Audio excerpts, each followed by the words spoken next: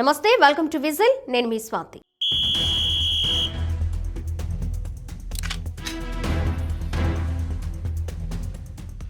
AP ఉప ముఖ్యమంత్రి పవన్ కళ్యాణ్ ఉప్పాడ మత్స్యకారులకు వారి జీవితాలను మారుస్తానని హామీ ఇచ్చారు. ఉప్పాడలో సీ ప్రొటెక్షన్ వాల్ నిర్మిస్తానని, ఉప్పాడ నుంచి కొండపాక మధ్య తీరం పనులు ప్రారంభిస్తామని ఇప్పటికే ఉప్పాడ మత్స్యకారులకు తెలిపారు.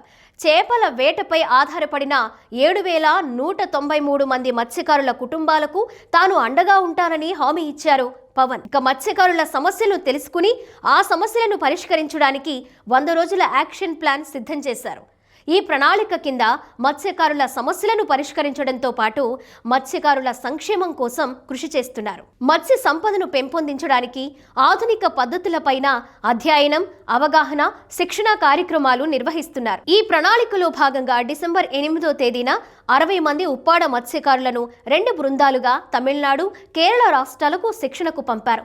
ఇక 3 రోజుల పాటు సాగిన ఈ పర్యటనలో స్థిరమైన ఆర్థిక అభివృద్ధిని సాధించే విధానాలపై మత్స్యకారులకు అవగాహన కల్పించారు. అధునాతన cage culture, reef culture, marketing వ్యవస్థల ఏర్పాటుపైన ప్రత్యేక శిక్షణను ఇచ్చారు. హార్బర్ల సందర్శన, హేచరీలలో చేపగుడ్లు పొదిగించడం, ఆధునిక వలల తయారీ వంటి సాంకేతిక అంశాలపైన కూడా ఉప్పాడ మత్స్యకారులకు శిక్షణ ఇచ్చారు. ఇక మత్స్య సంపదతో మెరుగైన ఆర్థిక అభివృద్ధిని సాధించడానికి అనుసరించాల్సిన ఆధునిక పద్ధతులపై ఇటు మత్స్యశాఖ అధికారులు కూడా విస్తృత అధ్యయనం జరిపారు.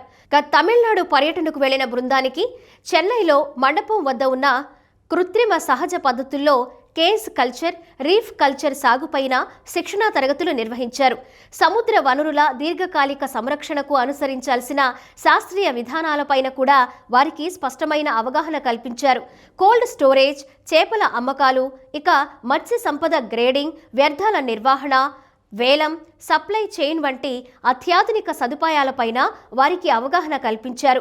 మరోవైపు కేరళ వెళ్లిన బృందానికి చేపల వేటలో సాంకేతిక వినియోగం, స్థిరమైన ఆదాయం, లాభదాయక విధానాలపై శిక్షణ ఇచ్చారు. మత్స్యకారులను అన్ని విధాలుగా సురక్షితులను చేసి వారి జీవన ప్రమాణాల మెరుగుదలకు AP deputy CM Pawan Kalyan కృషి చేస్తున్నారు.